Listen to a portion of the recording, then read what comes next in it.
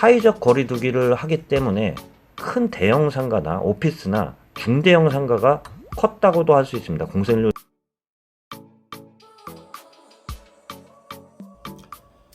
네, 반갑습니다. 부동산 전망하는 남자 골든마우스 인사드립니다. 코로나 사태가 장기적으로 길어지다 보니까 자영업자 상가들 같은 경우는 지금도 견디다 지금 입장에서는 많이 어려운 상황이에요. 그러다 보니까 최근에 공실률도 늘면서 폐업하는 곳도 많이 늘어나고 있습니다. 오늘은 한국감정원 기준으로 해가지고요, 2021년 1분기 사업용 부동산에 대해서 한번 발표 자료에 대해서 말씀드리면서 이야기 나눠보도록 하겠습니다. 코로나가 처음에 발발했던 걸 보면 작년에 설 이전이었어요. 1년 이상 끌어오다 보니까 자영업자도 견뎠는데 지금 입장에서도 아직 풀릴 기미가 보이지 않기 때문에 점점 어려운 상황이라고도 볼 수 있습니다. 외국인 같은 경우도 줄어들기 때문에 당연히 외국인의 관광객의 특수효과를 노리던 명동 같은 경우는요, 명동 상권 같은 경우는요, 지금 4곳 중에 한 곳 같은 경우는 폐업하고 있습니다. 그 이외에 사회적 거리두기를 하다 보니까 유흥 상가들이 많이 몰려있는 홍대나 합정동이나 이태원 같은 경우도 공식률이 계속 늘어날 수밖에 없어요.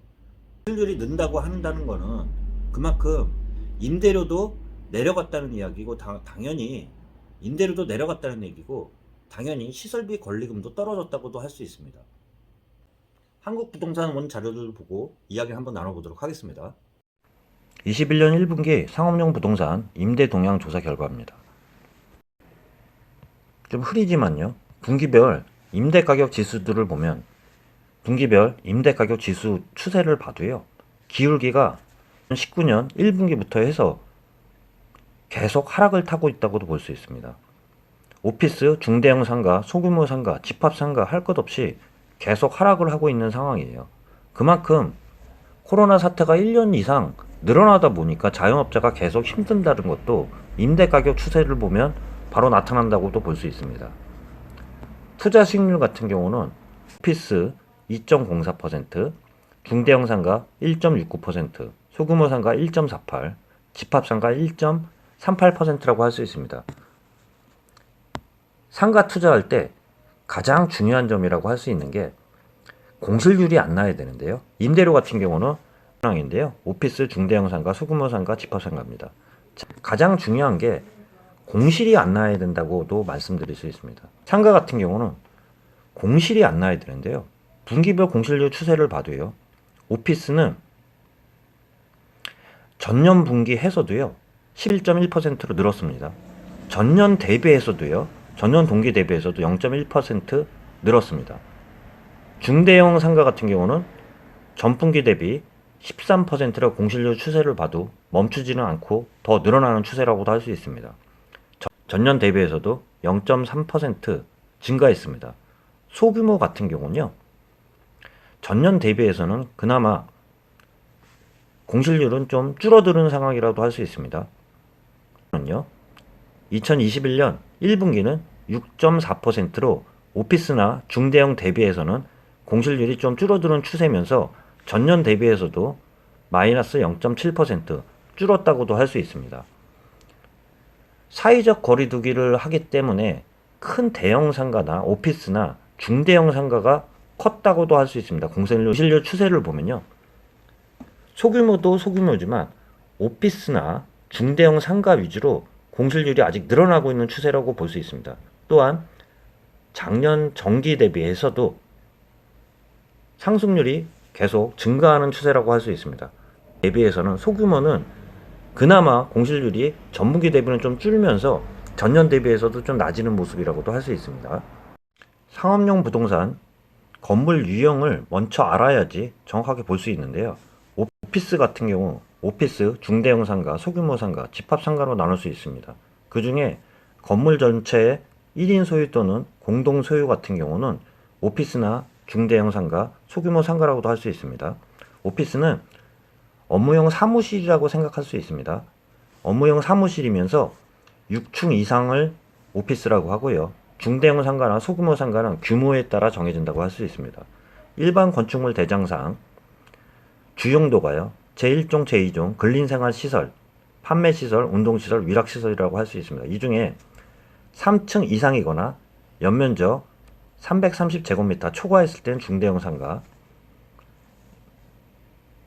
2층 이하이거나 연면적 330 이하인 경우는 소규모 상가라고 할 수 있습니다. 집합 건물을 보면 건축물 대장상 건물이고요. 주용도는 중대형 상가, 소규모 상가라고 같다고 할 수 있습니다. 집합 상가 같은 경우는요, 소유가 가능한 것이라고 할 수 있는데요. 전체적으로 근린 상가라고도 할 수 있어요. 구분은 오피스, 중대형 상가, 소규모 상가, 집합 상가라고 나누면서 한번 계속 보도록 하겠습니다. 공실률이 늘면서 임대 가격도 제가 추세를 말씀드린 것처럼 하락 추세를 계속 하고 있습니다. 그 중에 서울권 중심으로 봐도요, 오피스, 중대형 상가, 소규모 상가, 집합 상가 대비해서요, 2020년 4분기 대비해서도 다 줄었다고도 할 수 있습니다. 전년 대비해서도 줄었는데요. 오피스 전체적으로 봐도요, 상황 자체가 2020년 4분기 대비해서는 다 줄었다고 할 수 있습니다. 전년 대비해서도 더 안 좋고요. 서울 전체적으로 봐도요, 4분기 대비 임대료 가격은 떨어진 상태입니다. 전년 대비도 더 안 좋고요. 도심 지역 같은 경우도 99.5%로 전년 대비해서도 줄었습니다. 강남 같은 경우도 2020년 4분기 대비는 임대료는 같은데요, 전년 대비해서는 떨어졌다고 할 수 있습니다. 여의도, 마포, 영등포, 신촌 지역 같은 경우는 2020년 4분기 대비해서도요, 안 좋고요. 전년 대비해서도 안 좋다고 할 수 있습니다. 대표적인 외국인 관광객들이 많이 오는 명동 상권 중에 10곳 중에 4곳이 폐업하고 있다는 기사들도 따르고 있습니다. 그만큼 코로나가 길어짐으로써 관광 특수를 많이 잃었던 명동 상가가 많이 무너진 상황이에요. 이 상황 하에서 사회적 거리두기를 계속 지속하다 보니까 유흥상권이라고 할 수 있는 이태원, 홍대, 합정 대부분의 지역들이 공실률이 계속 늘었다고도 할 수 있습니다. 중대형 상가 공실률은 그중에 명동 상권 공실률이 도심지라고 할 수 있는 명동 상권 공실률 같은 경우가 38.4%로 가장 높게 나타났습니다. 그 다음에는 이태원, 홍대, 합정이 뒤를 이었습니다. 소규모 상권 공실률 같은 경우도 명동이 가장 높고요.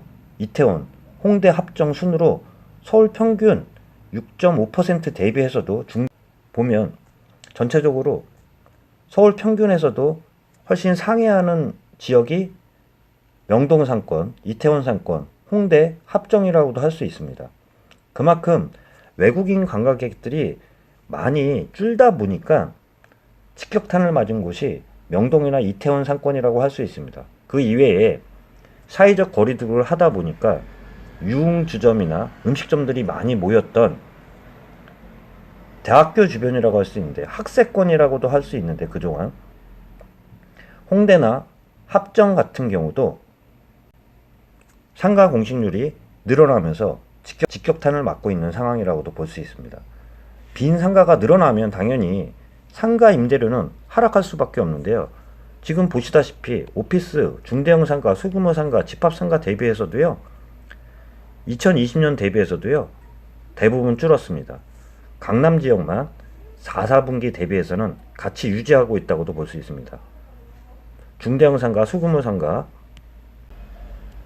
2020년 4분기 대비는 같지만 전년 대비해서도 아직 안 좋은 상황이에요. 작년 같은 경우는 워낙 안 좋았기 때문에요. 집합 상가 같은 경우는 2020년 4, 4분기 대비해서도 더 안 좋은 상황이라고도 볼 수 있습니다. 그만큼 빈 공실이 늘어나기 때문에, 빈 공실이 늘어나면서 코로나 사태가요, 1년 이상 끌다 보니까 그만큼 어려운 상황에서 견디다 공실률도 많이 늘어나고요. 공실률이 많이 늘어나면요, 공실률이 높아진다고 한다면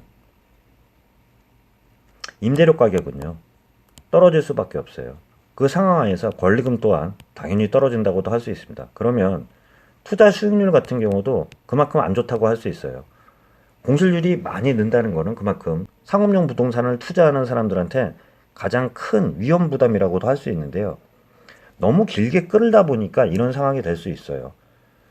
지금까지 소상공인이 힘들다 보니까 1차, 2차, 3차, 4차까지 해가지고 재난지원금을 주고 있는데 그 재난지원금 같은 경우도 어떤 분들은 4차만 말씀드려봐도요. 형평성에 많이 이야기 나오고 있어요. 지금 작년 대비해서 10,000원만 늘어도 못 받는 분들도 있는 반면 약간 줄어도 받는 사람들도 있습니다. 그 보완 대책으로 나왔던 것 계절적 수요를 따라 가지고요. 전분기, 하반기 그렇게 따져가지고 줄면 준다고 했는데 이런 상황 하에서도요. 형평성 문제는 계속 일고 있어요. 그만큼 오늘은 상업용 부동산 하는 상황을 봐도요. 임대료 가격이 계속 하락하고 있는 상태에서 공실률도 느는 상황이에요. 투자 수익률 같은 경우도 공실률이 는다는 건요. 투자 수익률 같은 경우는 큰 메리트는 많이 떨어진다고도 할 수 있습니다. 그만큼 상황이 어려운 상황에서 최근에 백신 같은 경우도 맞는 확률들이 많이 다른 나라 대비해서는 좀 떨어진다고 하는데요. 빨리 끌어올리고 안정성을 확보해가지고요.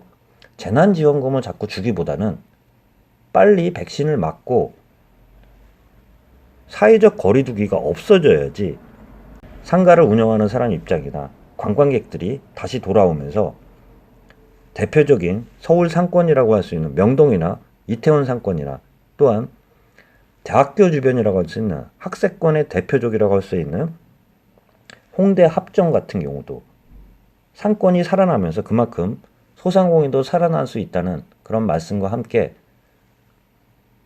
백신 접종률이 빨리 늘어나면서 사회적 거리두기가 빨리 종식되기를 바라면서 오늘은 2021년 1분기 상업용 부동산에 대한 동향에 대해서 한번 말씀드려봤습니다. 참고하시길 바라면서 영상 마치도록 하겠습니다. 골든마우스였습니다.